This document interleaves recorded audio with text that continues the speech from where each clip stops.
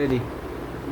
আচ্ছা, এখন তাহলে টুটু ও হলো ব্যাক পার্ট কোয়ালিটি, ও আমাদেরকে দেখাবে ক্লকওয়াইজ যে কিভাবে করা হয় ব্যাক পার্ট।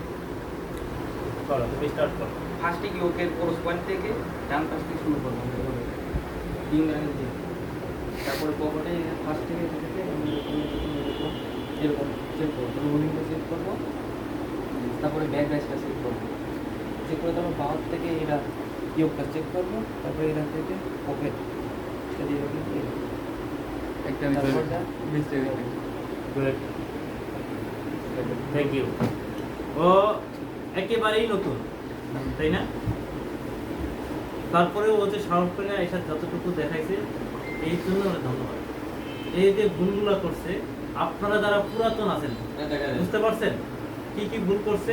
এইবার যে কোনো একজন আপনি আসেন, আইসা একটু দেখান যে এটা আসলে কিভাবে হবে। তুমি এবার তাহলে সোহাগ 3 ব্যাকপার্টের পরে এটা ক্লকওয়াইজ চেক তুমি দেখাও কিভাবে। ব্যাকসাইড থেকে এখানে আসা মানে সোজা বরাবর আসে আমি নিচ পর্যন্ত দেখবো, দেখা তারপরে এখান থেকে ডানেতে ইউক দেখবো, নাম করে দাও।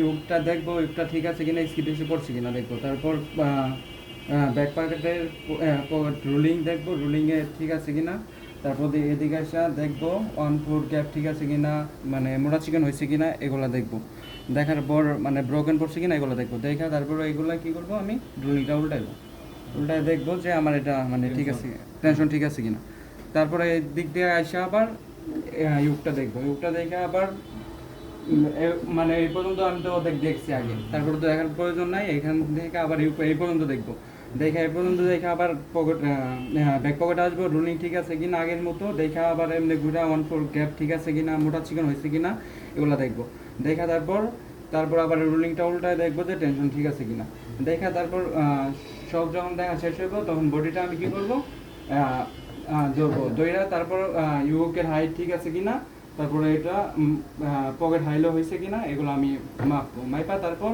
প্রসেসটা মানে এমনি উল্টা বডিটা একবারে সম্পূর্ণভাবে মানে মাইপা দেখবো যে আমার ঠিক আছে কিনা, আপ ডাউন হয়েছে কিনা এগুলো দেখবো, তারপর দেখা ভেরিটি বেস আছে কিনা এগুলো দেখা তারপর বডিটা ইনসাইড দেখা লাগবে। Thank you. সেটা তো করা যায় না।